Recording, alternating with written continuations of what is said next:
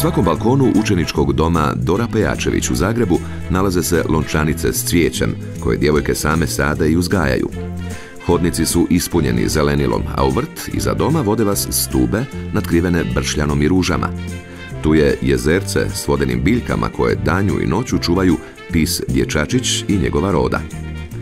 Tu je i kamenjara cvjetne gredice, mali paviljon. Djevojke su svoj smisao za lijepo zaista pokazale i zavrijedile nagradu.